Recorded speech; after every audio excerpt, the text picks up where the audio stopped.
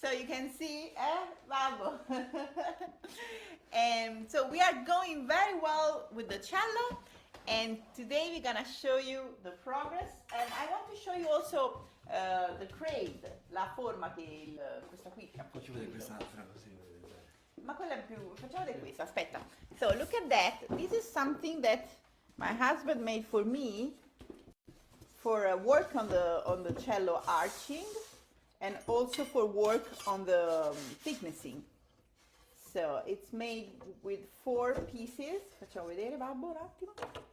So it's 4 pieces like un trapezio, and then there is some softer pad here so that we can place. So usually I clamp this form to the bench, and then facciamo vedere come si mette poi con I morsetti. And then I just clamp with this little clamp here, like that, like my father is doing. So we can like work and then easily take it off and measure, because when we are doing the graduation, we need to check very often how much we're like taking off material.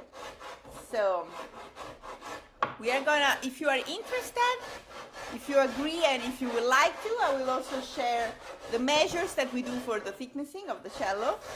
So which part how many millimeter we leave for each part. So let me know if you would love to know that.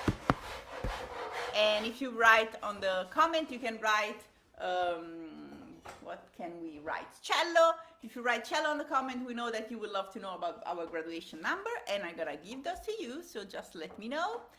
And oh, so we have Kevin and Jess and Mattia. Oh, good. And so what we are doing also, I want to show you a little trick that my father always do to prevent that the plate cracks. So do you see? These are just pieces of masking tape, and we just glue that. Put them on top of the cello. Let me show you, like this. So we put them a little bit in tension when we put them, so that this will prevent when you are pressing and like removing material, so it doesn't break. And my father always put this little reinforcing here, so like that. When we do this on the top, we need to be careful when you remove it, because sometimes you can. So my father, siediti Babbo un attimo. So what my father does for the top, and we will do that together also. Mettiamoci più vicini. Io metto più indietro, te vieni più avanti, la seggiola più bassa. So my chair is taller, I go in the back, and my father goes closer to the. Bene, meglio. So what we do also on the top, and to prevent, because top spruce is softer. Sorry. So we always add some water and glue, some glue on top of the spruce to prevent that when you are like removing the tape like that, it doesn't take chips of wood off. So with maple, there is no problem. So let's see also what we are going to check now. It's how much does it weigh? Bene, Babbo? Sì. So it needs to be around 700 grams. Prendiamo la bilancia e la mettiamo. Dove si mette però qui? Questo è giubbino mio. Ah, sì. Sì, perfetto. Dici no, tocca i lati? Va bene. No. Ok. Let me do that. Guardiamo che non tocchi i lati. No, non tocca i lati.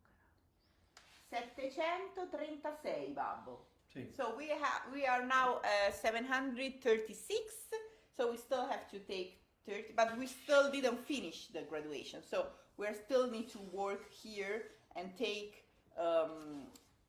more material on this part and this part, and we called those the lung, like the lung for breathing. So we usually make one part here and one part here. So I think we will get to 700. Arriviamo a 700. Sì. Poi questo è un modello piccolo. See, this is a narrow model cello, but look at this, look at the arching that just finished yesterday. I think it's getting very beautiful, Babbo. Yeah.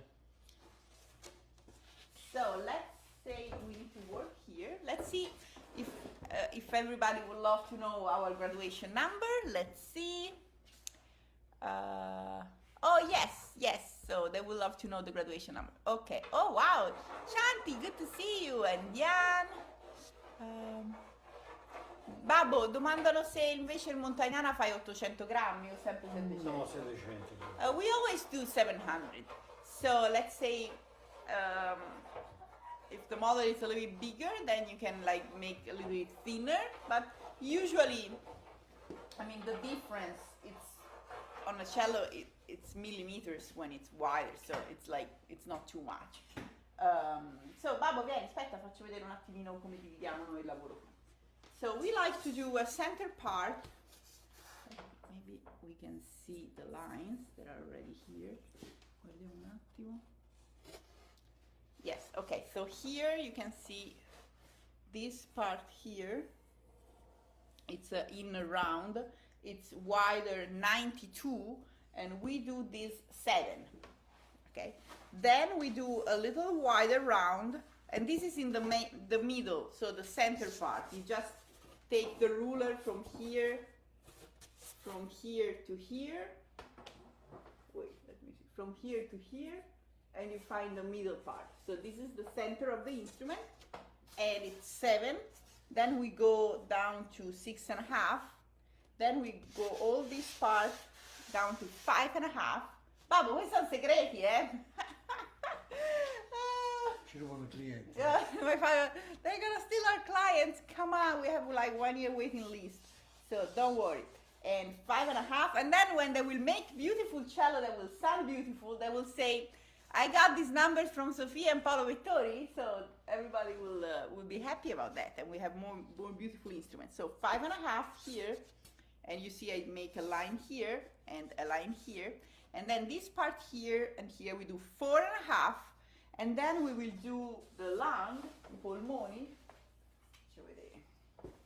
So per fare I polmoni, I will do like that. Così. 36 3.6 e 34.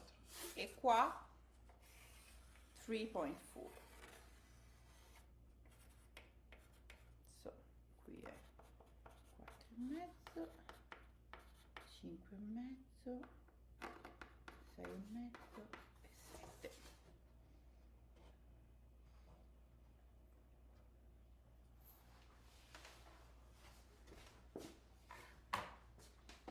How many cello, Babbo, hai fatto? Non lo diciamo.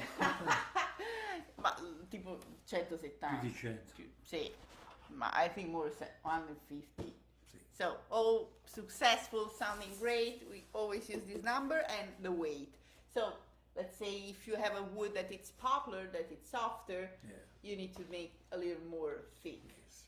Yes. Pero anche. Pero, pure wood. So this is for like maple. Cherry wood. Cherry wood, yeah. So because these are like softer wood, but maple, this is what we always use. And if you have a super like heavy piece of wood, and then when you weight it, it's like 800, then you need to go like thinner everywhere around. I hope you enjoy this. Let me see. Oh, so let us know if you are like happy about to know all these measures.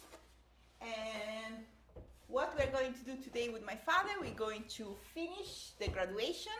We are cleaning everything, and we use a scraper and glass scraper, and then we're gonna glue the back on the ribs. Hai messo la colla nei sacchetti prima? No, Bisogna bisogna mettere. fare. Okay, so my father is remember me that we need to add some glue on the blocks. Yes, like very running glue, so very watery glue Molte volte. on the blocks, so they are like soaking glue, and then we will add glue when we are gluing the back. After that, we already pre-cut the top, so we are preparing also the top, and we cut the top a little bit with some more extra space on the edges, because we didn't have the linings on the top part yet. So let me show you the ribs.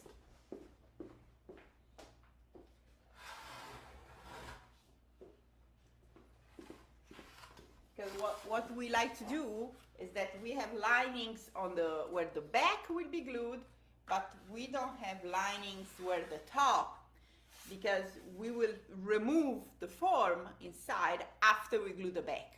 So after we glue the back, we will remove the form and then I will glue the linings.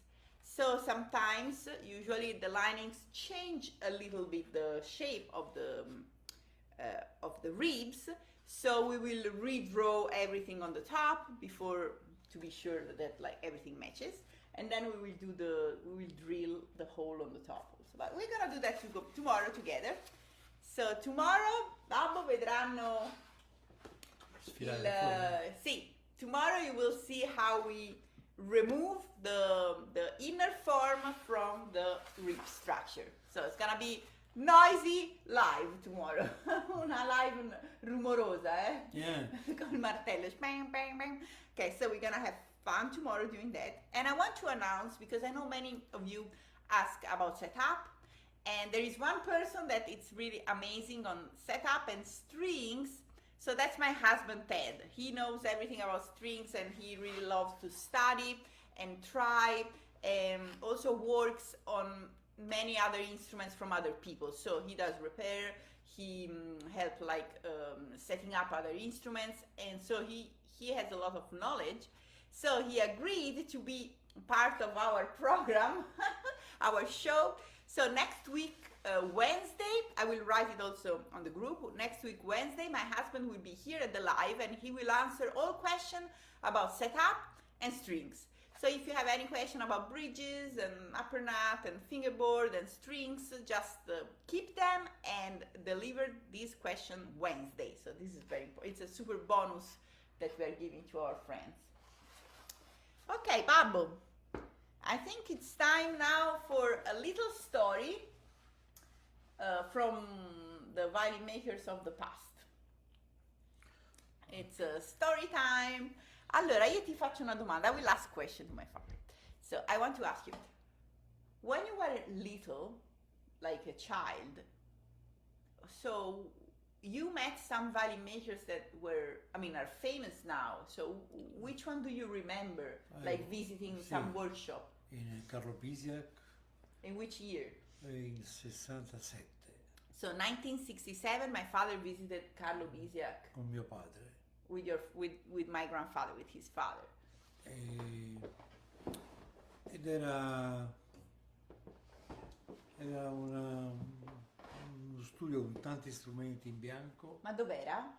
In via Pucinotti, vicino al centro. A Firenze? Sì, a Firenze. Sì. So downtown in Florence, in the center of the town. E c'erano tanti modelli, disegni. E poi dopo 30-40 anni noi abbiamo comprato quei modelli, sì, e ce li abbiamo ora in bottega. Sì, è vero. So you were very young when you saw this workshop. 20 anni.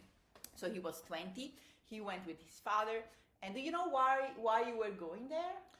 Voleva lavorare con mio padre, voleva fargli fare del lavoro a mio padre. Ah, okay, so Bisiak wanted to hire my grandfather to do some work. And so my father remembered that there were a lot of models and forms hanging to the wall, and it happened that year and year after, so the workshop was abandoned. Sì. And we managed to purchase and restore all these old model and form, and so now also tools, and now they belong to our workshop, yes, in Florence. So yeah, this is amazing. Let me see if we have some question here. Oh, a lot. Okay, let me take 1 minute to read everything. So what is the weight difference between maple and poplar? Okay, Jess, so that's a great question, but the fact is that we want to have the same weight, okay? So that's why you need to make the poplar thicker, because the poplar, it's a softer wood. So let's say the final weight is the thing that will guide you during the thicknessing, giusto? Sì, però il pioppo riccio è pesante anche quello. Ok. Come l'acero. So it depends on the type of wood. But yeah, so let's say we usually start graduating and then we wait. So with this measure we never really check the density, non abbiamo mai guardato la densità. So it's something Però we never anche really looked. gli antichi sul pioppo al centro lo facevano quasi 1 centimetro. Sì, sì, sì. So also the old makers, because this type of wood, let's say poplar is super easy to find close to Cremona because there is the river Po. So those type of wood were used by the valley makers of the past, especially for cello, because especially when there were like wars at that time, so people were like getting super taxed to pay for wars, so they didn't have a lot of money to buy maple from the Balkany area, so they were using especially for cello because you need a big piece, local wood. Sì, no, è stato importato dopo la guerra 15-18 del pioppo canadese perché aveva una crescita molto più veloce. Ma prima non c'era. No, dopo la guerra 15-18, quindi dagli anni 40 in poi gli utenti italiani hanno cominciato a usare il pioppo canadese. Ah, però non gli usai dell'epoca dopo la guerra 15-18, dopo 30-40 anni ha trovato questo legno. So my father is saying that after World War One, so World War One, they were like importing some poplar from Canada in that area, like the Pianura Padana area, and so some makers, Italian valley makers from the 1940s, 1950s were using those type of maple, but this was like in the 20th century, so before there was only local Pioppo Lombardo. Pioppo Lombardo, yeah. So we use that type of wood. Sì. Yes. And we also use the willow sometimes, and so these are all like trees that you can find in the area since ever. So, and also we like to use the oppio, so the Italian maple, lacero campestre, and that type of maple is super dense. So you can feel because it's super weight. So then when we are like weighting those violin special, like then we need to like adjust the thicknessing to the weight. Let's see other question now. Hello, Laura ci saluta da Roma. Oh, bene, benvenuta. And Vettori Numbers, Kevin sta dicendo beautiful. Glue sizing blocks, exactly. And willow wood for linings. Your family are an oasis in valley making. Oh, che carino, come un'oasi felice nella liuteria, perché condividiamo. Okay, so yeah, we really don't measure the density, so we never did it, but we can weight, we can feel how much a piece of wood is weighed. So usually I choose a piece of wood because I like it. That's like the biggest thing that I do. And then depending on the piece of wood, I decide then which model will be better with that piece of wood. And from there, of course, also when you're working, you can feel with the tools if it's a hard wood or soft wood, because like this one was pretty easy to work. This maple was really great. Sì. Il pioppo assorbe dal terreno la sabbia perché vive in pianura e distrugge gli armenti. Sì, yeah. È anche pericoloso per la silicosi. Anche Ted me l'ha detto che aveva fatto una volta con un pioppo che si srotava lo scarpello dopo 2. Yeah, so poplar wood let's say takes from the soil the mineral, so when you're like working, your tools are getting like completely out of come si dice, srotati, babbo non mi viene la parola in inglese, sharped out, without bent sharped, so we need to resharp again. And yeah, so but it's fascinating. I mean, valley making is never boring, because every time you have a different piece of wood, and so it's just, I don't know what I like to do when I'm working. I already imagine how it will look like finished. So I already have in my mind the idea, and so this leads you to make the instrument. And Babbo, poi altre botteghe che hai visitato? Oh, il Bargelli era molto famoso in Russia, vero? Sì, Bargelli mandava agli allievi di Oistrakh, sì. E si trovano a San Pietroburgo e si trovano ancora dei violini di lui. So Bargelli was a violin maker in Florence, and many of his instruments you can find them in like San Pietroburgo, St. Petersburg, because he was selling his instrument. They were sounding really very well. We had one violin was really sounding very well, and so he was selling his instruments to David Oistrakh pupil. Lui era allievo di Gino Sderci. Te hai conosciuto Gino Sderci? Sì, anche Gino Sderci. E Bargelli aveva un figlio che si chiamava Gastone ed era un genio. E ha costruito tipo un trapano per lavorare a macchina, no? Per fare più facile. E lui quando l'ha visto, l'ha preso e l'ha buttato fuori dalla finestra, che lui faceva tutto a mano. E lì hanno litigato e lui ha detto una brutta parola, te Stradivari. Okay, let me try to translate this. So Bargelli had a son named Gastone that invented a special tool like to work. So it was power tool, okay. But Bargelli was super like traditional making, so he didn't want to even see like a power tool, so he thrust the power tool from the window. Per fortuna non passava nessuno. Yeah, luckily nobody was like walking behind the window, and then they were like they fight, and then the son said the "you and Stradivari beep," and then they just so looks like violin making is a tough word. Poi aveva un bellissimo cane lupo di nome Argo. Ah, come quello di Pinocchio. Non si chiamava Argo. No, Argo era il cane di Ulisse. Il cane di Ulisse. Quello di Pinocchio come si chiamava? Melampo. Melampo. So he had a dog named Argo, like Ulisse dog. Che quando il postino suonava, scendeva dal primo piano, andava sulla strada, prendeva la posta. No, davvero? Il giornale lo portava in casa. So when the mailman was ringing the bell, the dog Argo was going down the stairs, opened the door, and then he was grabbing the mail and then bringing up to the workshop. That's amazing. And we have a dog too. Our dog is Bibi. You're gonna see her tomorrow. She's our sweetheart and she's really adorable. So Babbo, let's say if there are some more questions and then we go back to work. Yeah. So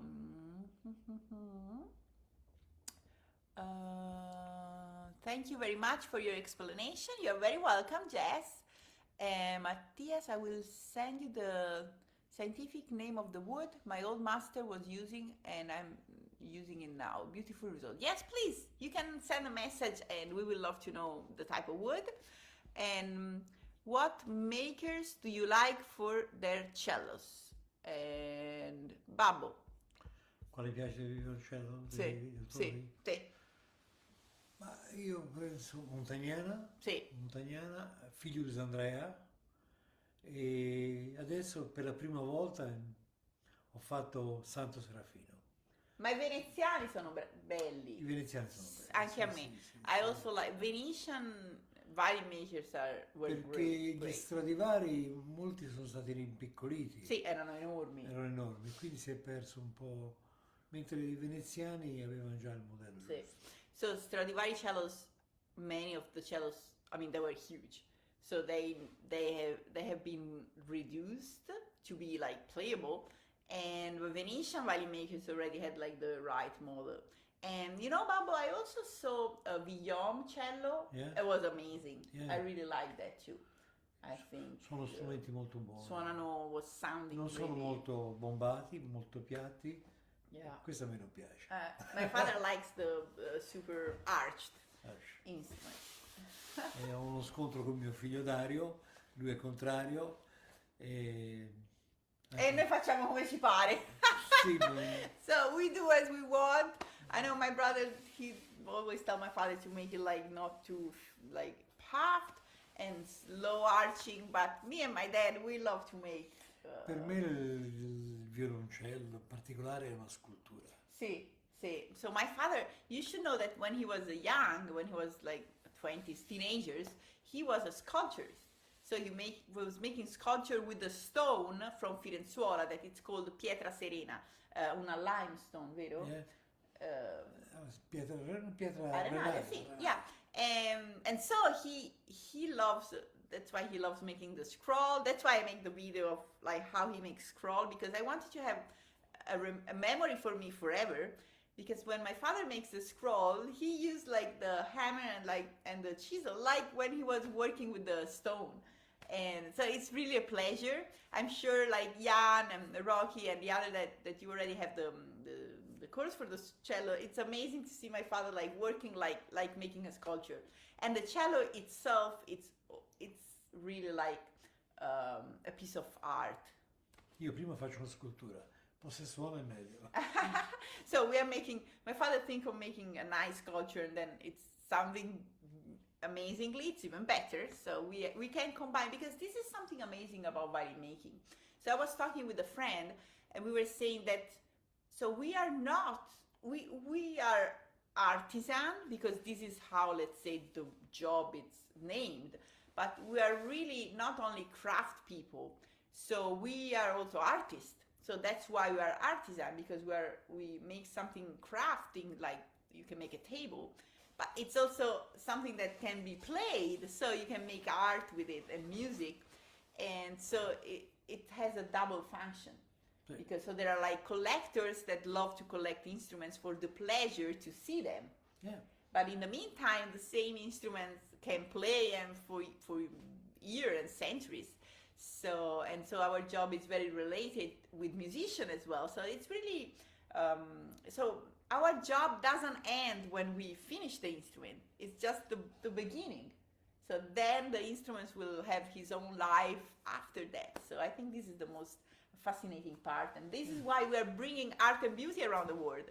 That's why we're sharing our knowledge, so you can make beautiful instruments and we have more peace, I think. Più musica e meno guerra. Paolo? Yes.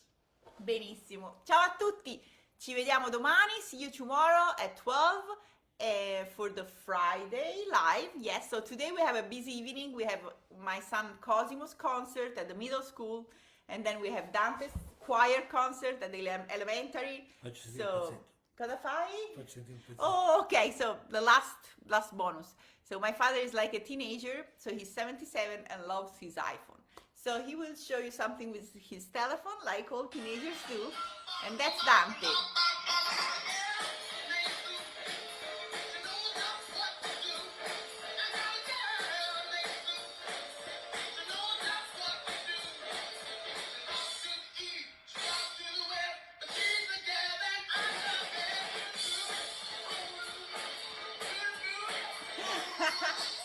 So this is a little like anticipation. We will make a video for the concert. It will be at the end of the month. So tutti frutti, ciao a tutti!